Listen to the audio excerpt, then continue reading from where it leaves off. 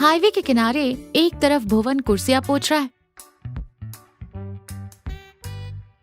दूसरी तरफ मंगू अपनी बंडी पर चिकन फ्राइड राइस उछाल रहा है। शांति ढाबे के काउंटर पर चाय छान रही है।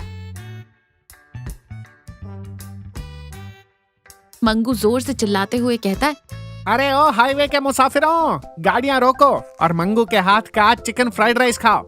एक बार खाओगे तो तुम्हारी गाड़ी रॉकेट बन जाएगी। भुवन चिढ़ते हुए कहता है, ओए रॉकेट के पायलट, जरा आवाज कम कर। ये सुकून ढाबा है, यहाँ लोग शांति से बैठकर गर्मा गर्म देसी मुर्गी और रोटी खाने आते हैं, तेरी तरह खड़े खड़े निगलने नहीं।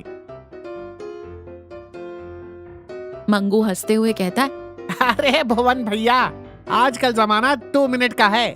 जब तक आपकी देसी मुर्गी गलेगी तब तक मेरा कस्टमर चिकन फ्राइड राइस खाकर अगले टोल प्लाजा तक पहुंच जाएगा। शांति 2 कप चाय लाते हुए कहती है, तुम दोनों की ये मुर्गे वाली लड़ाइयां खत्म होने का नाम ही नहीं लेती। चलो चाय पी लो।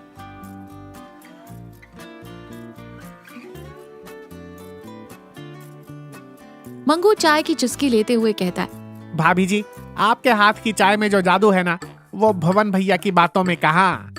तभी हाईवे पर एक सफेद रंग की कार अचानक ब्रेक मारकर रुकती है। कार में से कविता बाहर आती है। वो बहुत परेशान और घबराई हुई लग रही है। कविता तेज कदमों से ढाबे के अंदर आती है। वो फोन पर किसी से बहस कर रही है। अरे ऐसे कैसे नहीं मिल रहा? मैंने कल दोपहर को उसी रास्ते से कार निकाली थी, प्लीज एक बार और चेक कीजिए। और फिर फोन काटकर सिर पकड़कर कुर्सी पर बैठ जाती है। मंगू अपनी बंडी छोड़कर ढाबे में आता है। क्या हुआ मैडम जी, कार का टायर पंक्चर हो गया क्या? आप टेंशन मत लीजिए, गर्मा गर्म चिकन फ्राइड राइस खाइए, आपके दिमाग का इंजन ठंडा हो जाएगा। भुवन मंगू को पीछे धकेलते हुए कहता है, हर जगह तेरा फ्राइड राइस नहीं चलता। मैडम जी, पहले आप पानी पीजिए। कोई परेशानी है क्या? कविता रुंधे गले से कहती है, मेरा एक लाल रंग का बैग कल इस हाईवे पर कहीं गिर गया है। मैं कल इसी रास्ते से गई थी, मुझे लगा शायद आपके ढाबे के पास छूट गया होगा।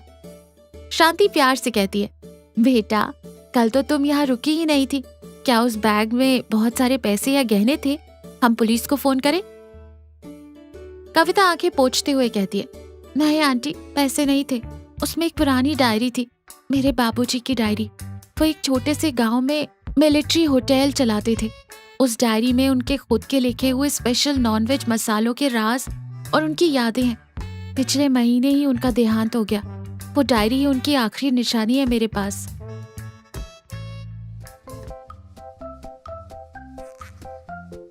ढाबे में एकदम सन्नाटा छा जाता है।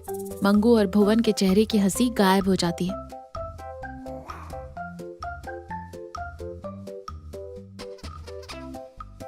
कविता ढाबे के कोने में उदास बैठी है। शांति उसे ठाठस बंधा रही है। बाहर मंगू और भुवन बातें कर रहे हैं। मंगू सीरियस होकर कहता है, भुवन भैया, मैडम की हालत देखी नहीं जा रही। पैसे गए तो वापस आ सकते हैं, लेकिन यादें चली जाएं तो इंसान अंदर से खाली हो जाता है। सही कह रहा है मंगू। कल मैडम बता रही थी कि टायर में कुछ फंसने की वजह से उन्होंने माइलस्टोन 45 के पास कार रोकी थी।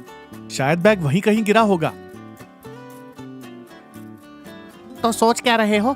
अपना सुकून वाला दिमाग लगाओ और मेरे स्पीड वाले स्कूटर पर बैठो, जाकर ढूंढते हैं। मंगू अपना पुराना स्कूटर स्टार्ट करता है। भुर भुर की आवाज आती है। भुवन पीछे बैठता है। शांति पीछे से आवाज लगाते हुए कहती है, ध्यान से जाना और दोनों खाली हाथ वापस मत आना, बता रही हूँ।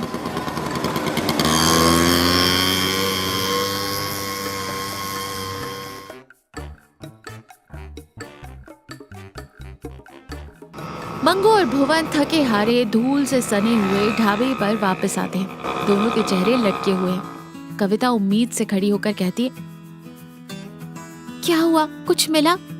भुवन निराशा से कहता है, माफ कीजिएगा मैडम जी, हम उस माइलस्टोन तक गए, आसपास की झाड़ियों में भी देखा, लेकिन बैग कहीं नहीं दिखा। कविता पूरी तरह टूट जाती है और कुर्सी पर धम्म से बैठ जाती है और रोते हुए कहती है, सब खत्म हो गया। इस मॉडर्न भागदौड़ और मीटिंग्स के चक्कर में मैं इतनी अंधी हो गई कि पानी पीने के लिए मैंने वो बैग कार की छत पर रखा और उसे उठाए बिना ही कार ड्राइव कर दी। मैं कितनी लापरवाह हूँ। मंगू अचानक कुछ सोचते हुए कहता है, एक मिनट, कार की छत पर रखा था? मैडम जी, माइलस्टोन 45 के ठीक 2 किलोमीटर बाद हाईवे का नया टोल प्लाजा आता है ना? भुवन हैरानी से कहता है, तो?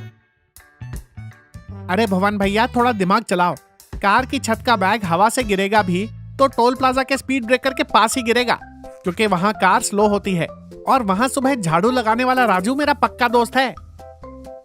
शांति खुशी से कहती है, तो आप मुंह क्या देख रहे हो, फोन लगाओ उसे। मंगू तुरंत अपना मोबाइल निकालकर स्पीकर ऑन करता है और फोन मिलाता है। हेलो राजू, अरे भाई, कल सुबह टोल प्लाजा के पास कोई लाल रंग का लेडीज बैग मिला क्या तुझे? हाँ मंगू भाई, मिला था। मैंने उसे टोल प्लाजा के मैनेजर के ऑफिस में हिफाजत से रखवा दिया है। उसमें कोई पुरानी किताब जैसी थी, तो मुझे लगा कोई ढूंढते हुए आएगा। ये सुनते ही कविता के चेहरे पर जो खुशी आती है उसे शब्दों में बताया नहीं जा सकता। शांति मुस्कुराते हुए कविता के सिर पर हाथ फेरती है।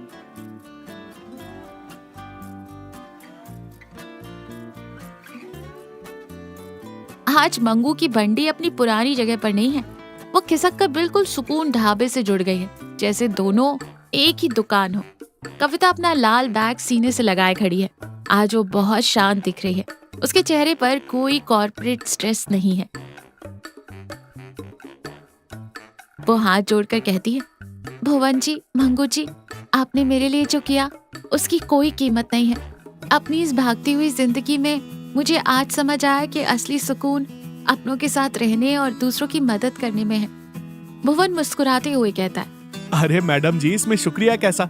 ये हाईवे है, यहाँ से रोज हजारों गाड़ियाँ बहुत स्पीड से गुजरती हैं, लेकिन असली मुसाफिर वही है जो किसी की परेशानी देखकर अपनी स्पीड कम करे और उसकी मदद करे।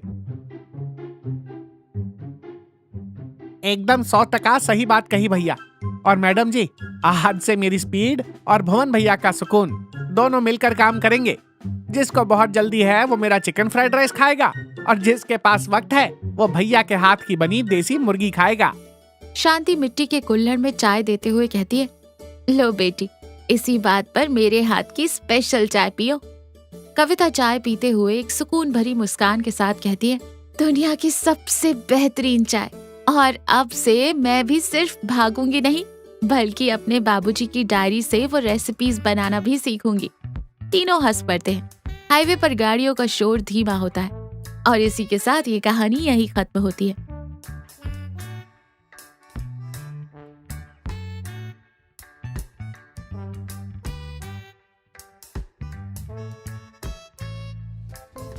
तो देखा, जिंदगी की इस भागदौड़ और आगे निकलने की होड़ में हमें इंसानियत और भावनाओं को पीछे नहीं छोड़ना चाहिए।